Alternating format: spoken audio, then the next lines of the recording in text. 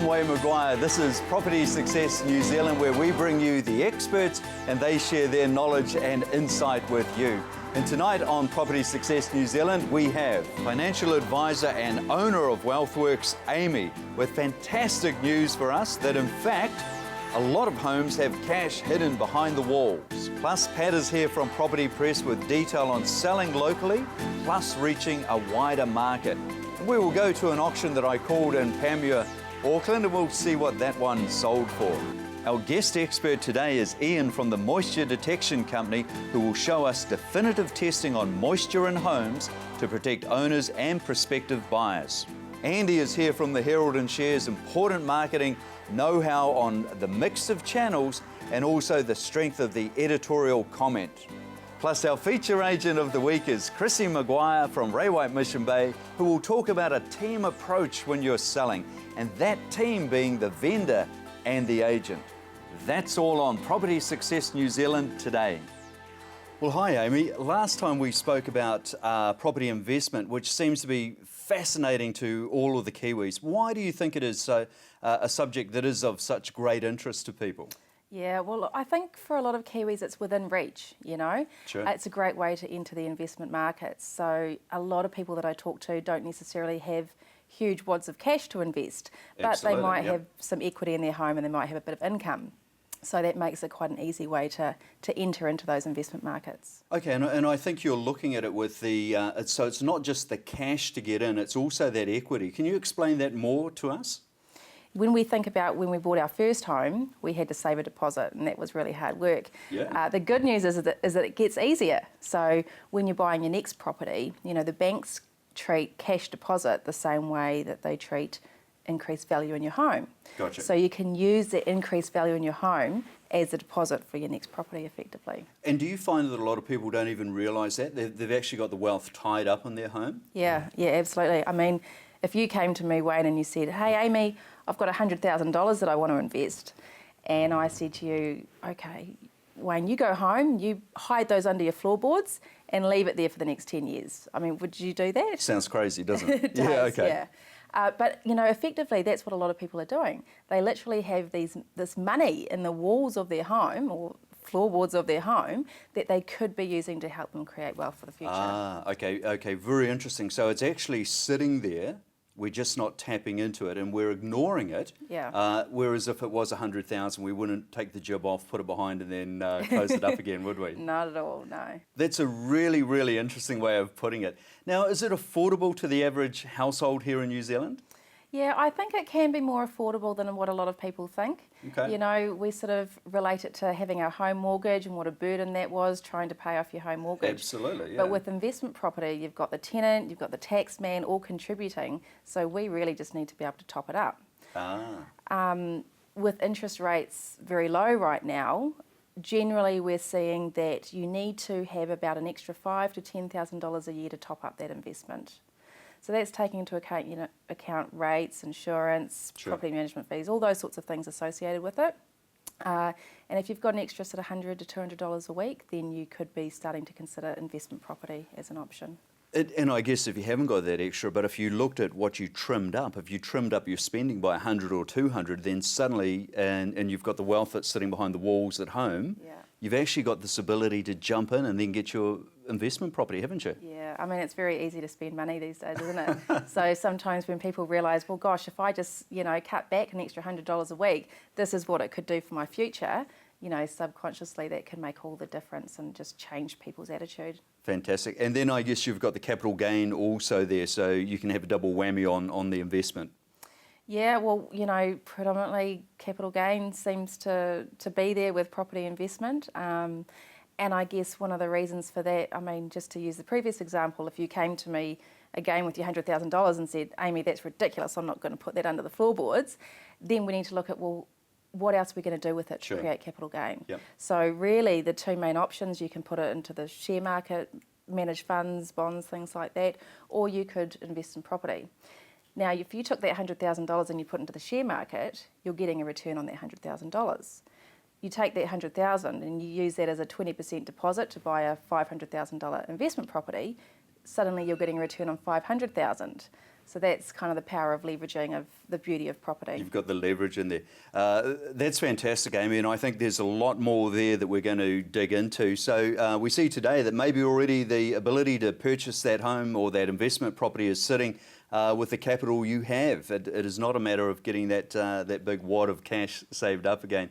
And then you're going to have other people contributing to paying it off, helping you secure it, and you get the value of the capital growth as you go through. And as you've said, the leverage is on the full amount of the property as opposed to shares where you're just on the share value.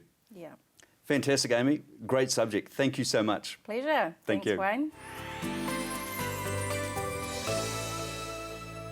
Joining us now is Pat from the Property Press. Pat, last time we spoke about or made mention of the fact that there's something like 13 property presses. Yes, there are, Wayne. The northernmost one is on the north shore of Auckland, and the southernmost one is distributed around the streets of Queenstown on the South Island. So there's 4 on the South Island, and the rest are throughout the North Island. 2 very nice spots, aren't they? Sort of at the top and the tail of it as they go. Some beautiful properties in both areas, so we're really pleased to be there. And you're seeing, and I think we're going to have some examples here of how people are using the Property Press for different uses. Generally, Wayne, what happens is people will buy and sell in their own area, although increasing, or just to dwell on that point for a moment, in Auckland, that's why we have 4 property presses in Auckland, say. So where are those 4 within Auckland? Okay, the North Shore is quite a confined geographical space. Yep. We have got the Central Property Press, which runs from Glendowie in the east further and further west as properties are enhanced in their values. As the value's going up in the west. Yep. The value on my side in Glendowie and across the bays, that's always up. Yes, so, that's ramping up.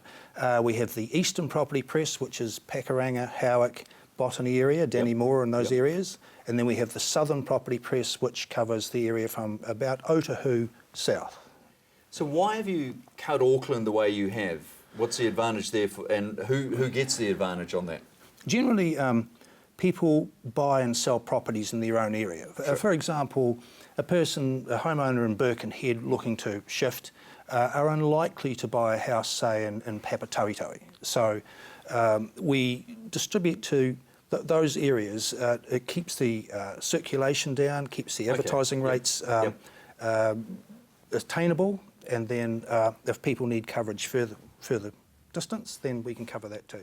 So you can do something different there. So you're making it affordable then for the seller because it is in their patch. That's where the majority of the buyers will come from.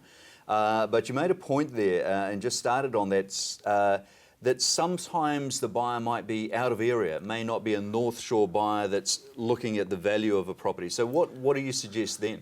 Well, there are certain unique properties that the buyer could really come from anywhere.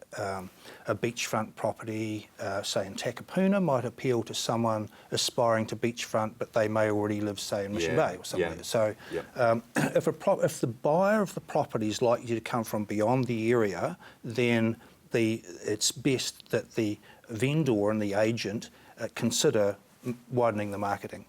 Well, I think everybody accepts that the agents are based in pockets. You know, we might operate within our area, but if the buyer's coming from outside of that, then maybe that's the reach to get to them. We then look at the advertising. The advertising gets out to your buyer even if the agent isn't travelling as such.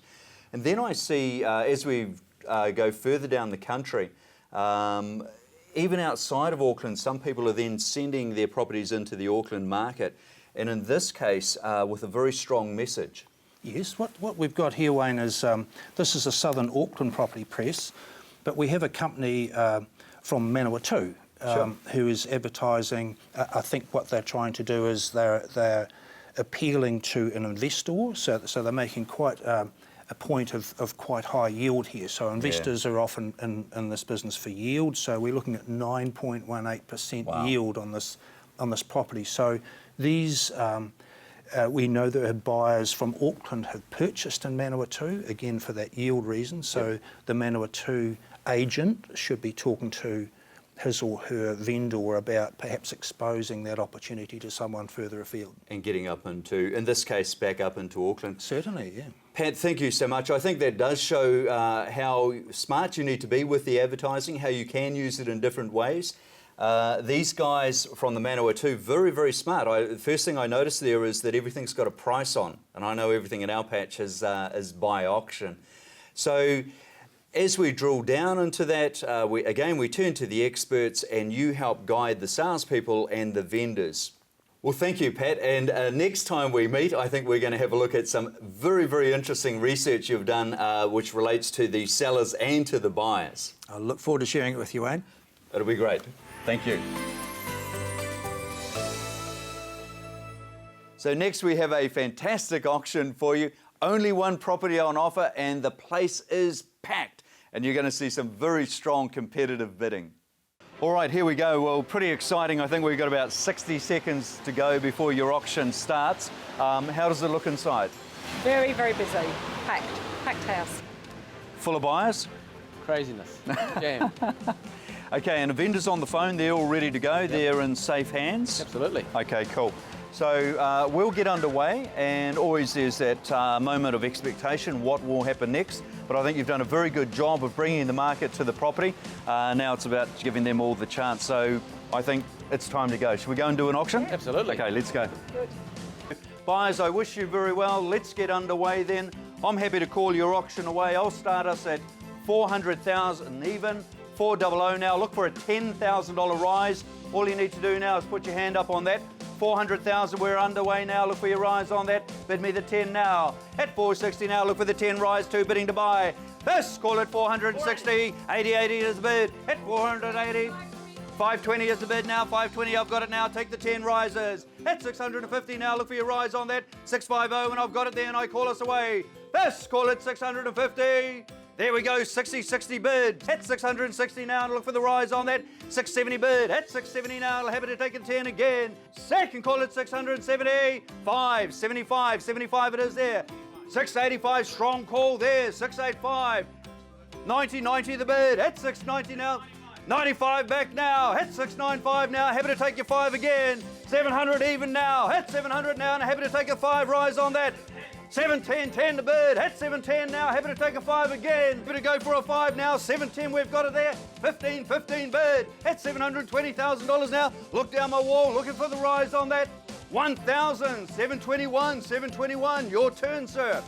At $730,000 now, selling away. Happy to take your rise, got a bid again. At $730,000 now. Oh, and a half, 730 and a half, $500, no problem at all. We could do the same again. Another 500, 731, down in the half. Don't tell Rem you'll wear it tomorrow night. Don't tell him I'm taking 500, no way in the world. In around Lawrence, I'm calling us away now, no problem at all. Looks like it's our surf, nobody else bids. Ma'am, good bidding. Call 3 times. First, second, third and final. Hey, hold on, I'm winding the machine up, you know? And now he's telling me to calm down again. That's it, that's us. First call, second call, third and final, all done, all silent. We are going. We sell away, congratulations. Well done, congratulations. So quite a different auction because I started it, and if you've seen my auctions, normally I let the buyers start, but in this time I controlled the start because I knew we had so much interest in the room, and you saw what they did. You saw me get the machine wound right up, and then we had a great sale at the end. So great fun, great result, and a very, very happy vendor.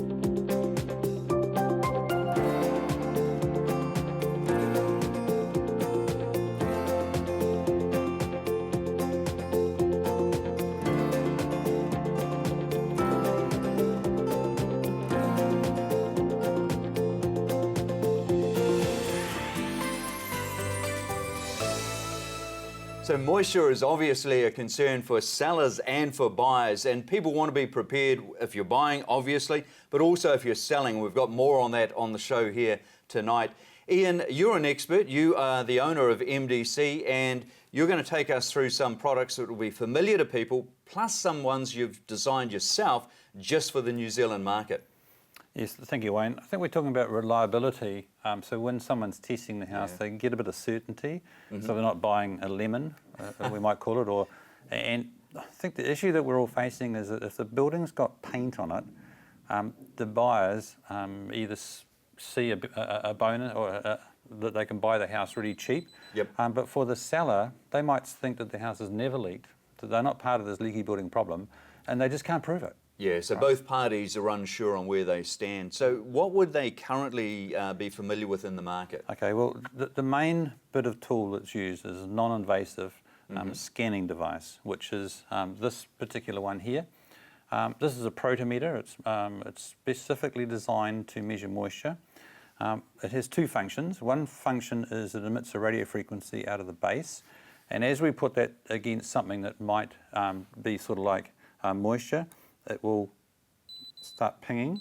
So there's another, this is a dedicated scanning device. You calibrate this to a certain thing, like I'll calibrate it to the ear at the moment so we can sort of see what it does. This is a different frequency, a bit more accurate. And just for the camera there, as I bring my hand to it, it starts picking up the field or the density of my hand until it's encapsulated. So this one probably will go 20, 30 millimetres deep. But again, it's only density. It's not moisture content.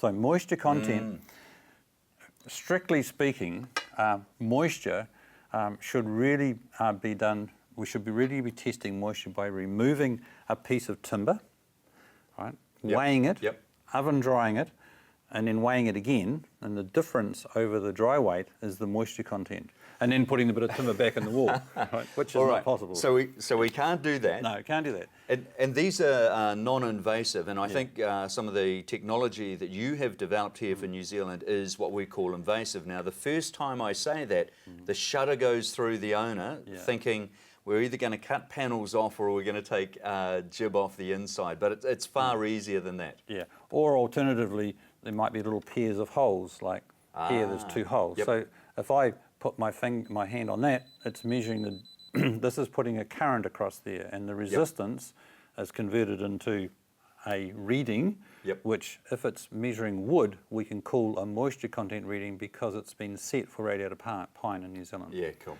Ideally, what we're wanting to try and do is to measure the moisture content with the current, rather than taking too much wood out, out close by the cladding, because the cladding is what gets wet.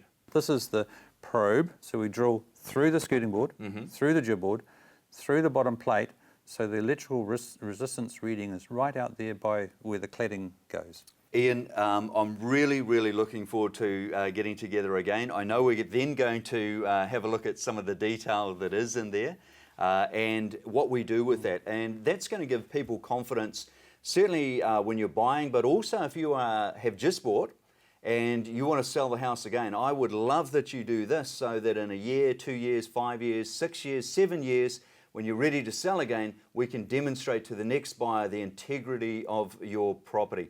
Well, thank you very much, Ian. Really appreciate that, and I'm looking forward to next time. Thank you. So joining us now is Andy from the New Zealand Herald. Welcome, Andy. Thank you, Wayne. Straight into it, let me ask you a question. How important is marketing when somebody is selling their home? Oh, let's be honest, Wayne, I can't emphasise enough how important marketing is to the sale of your home for a number of reasons. Primarily, you can have the best auctioneer at your disposal or the best sales negotiator and the agent selling your home. If you don't have the right people in that open home or in that auction room, then they're working with two hands tied behind their back. So it's really important to use... Absolutely. Yeah, absolutely. And it's really important to use those marketing channels to tell the story to the right people at the right time. Now, whether that's telling the story about how great a home is to raise children to a new family, or whether or not it's telling the story about what a great proposition as a property investment this home is, you can't communicate that to the market if you don't use the channels that are available to you. But then also you can add in editorial value, and that's something I think a lot of people have no understanding at all about the strength of the editorial compared to maybe what I say as an agent when I'm advertising. Yeah, absolutely. I think it's a really interesting part of the marketing mix that you can make use of really, really well, as I say, to kind of tell that story in greater detail. The aspects of advertising channels and marketing channels that you use through the sale of your home can be at times sort of bite-sized snippets, and you're trying to tell a very sort of large story in a lot of different aspects through those little bite-sized snippets. The use of editorial can obviously give you a format and a platform where you can tell a much broader story and a much more detailed story, but it can work to add impact to the channels that you're using as well, and frequency impact as well. So what we often find with different marketing channels that are used throughout that buyer cycle is they talk to different people at different stages as they move through that process.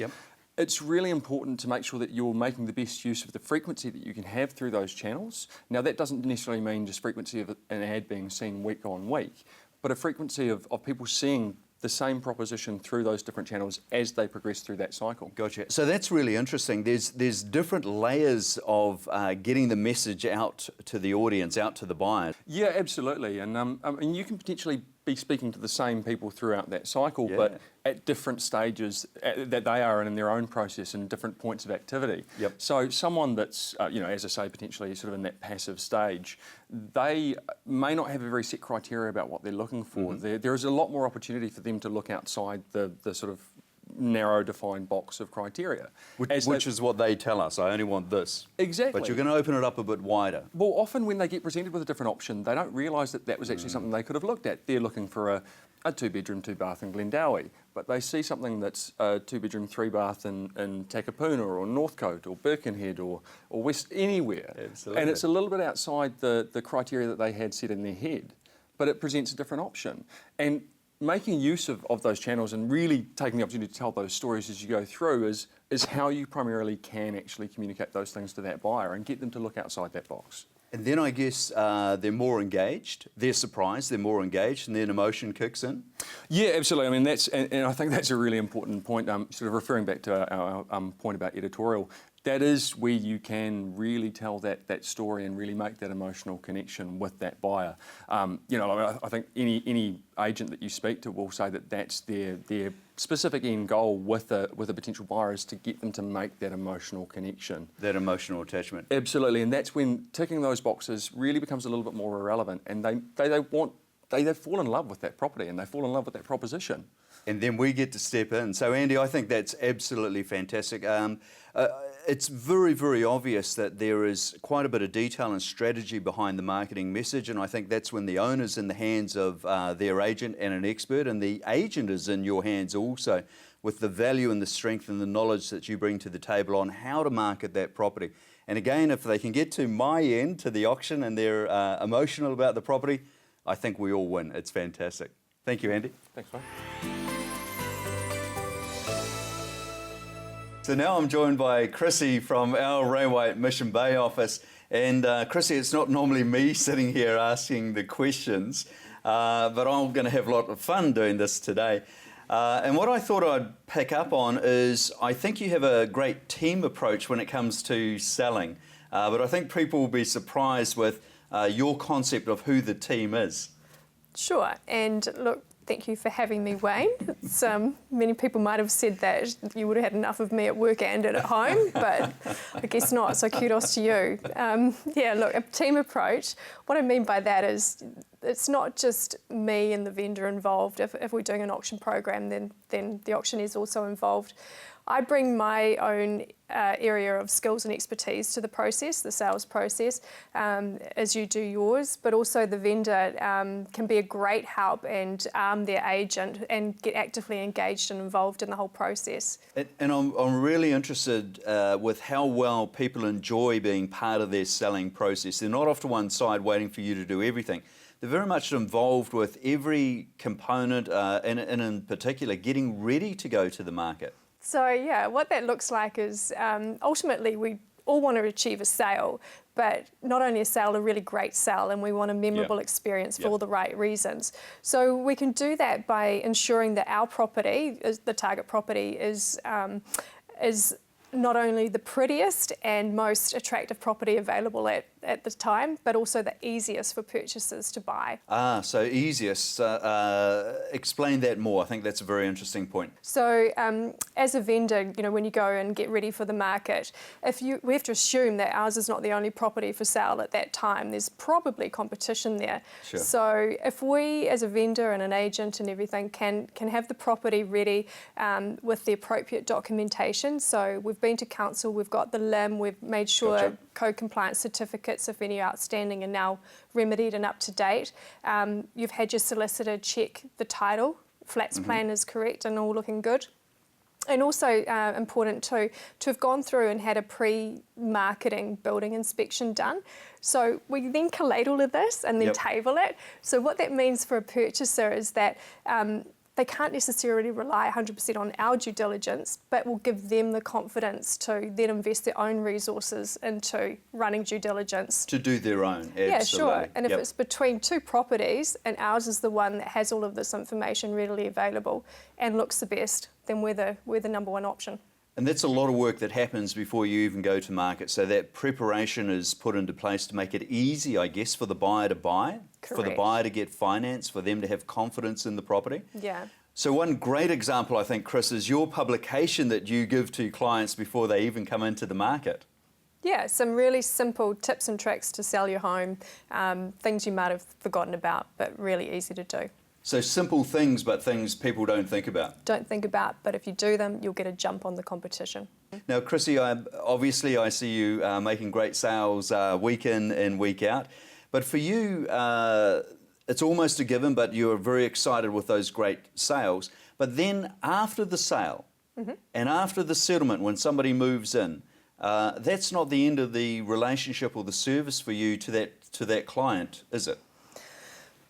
No, I mean, I love what I do. I really enjoy this whole real estate profession. It's wonderful. So as an agent and being engaged to sell a vendor's property, they've entrusted you with a huge responsibility.